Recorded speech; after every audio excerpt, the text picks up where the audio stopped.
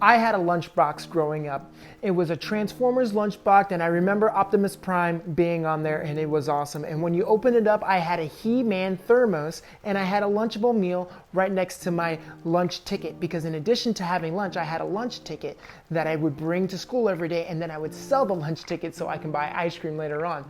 But I don't know what it was like having lunch when you were a kid. In John chapter 6, we learn what it was like to have lunch with Jesus. See, what happened was Jesus was walking around, people were following him, and now he's like really famous, and there's over 5,000 people in the middle of nowhere, and they're all hungry. And somebody turns to Jesus and says, how are we going to feed all these people? Because we're so far away from any population that would actually have resources to feed this many people.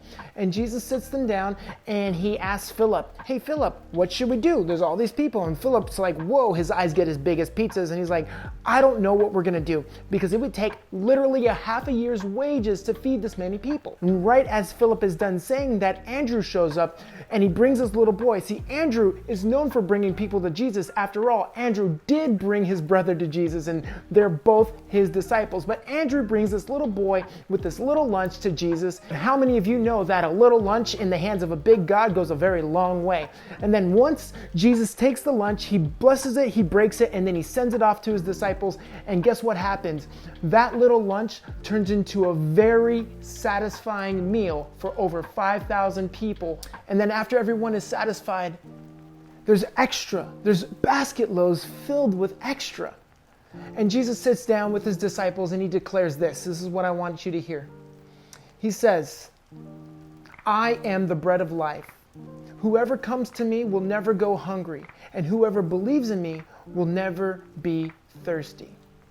So what does this mean, and what do we get from this story? Well, three things. The first thing I ask is, why does God ask Philip? Why does Jesus ask Philip, what should we do? It's not like Jesus didn't know.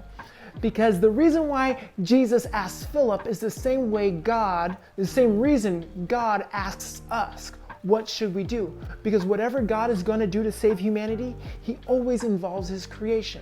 And he wants to involve Philip in this miracle, and he wants to involve us in saving the planet. The second thing we learn is this small boy brings a little lunch to a big Jesus.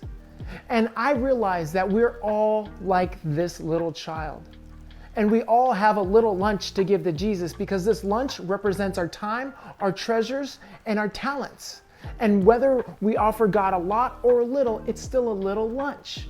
But a little lunch in the hands of a big God goes a long way. And guess what? This small boy, when he gives away his lunch, it comes back to him and he is satisfied. And not only is he himself satisfied, his offering satisfied many.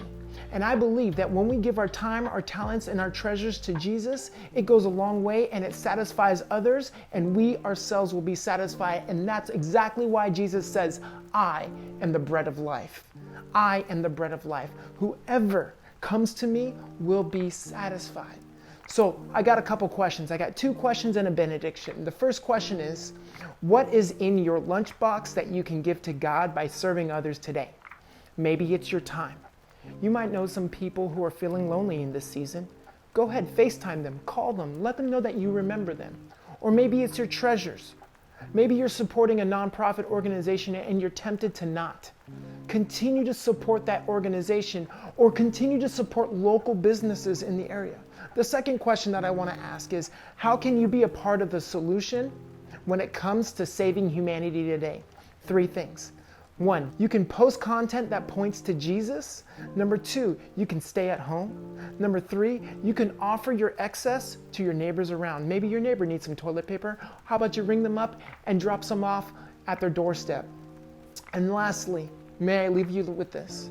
May you enjoy Jesus this week more than you enjoy bread.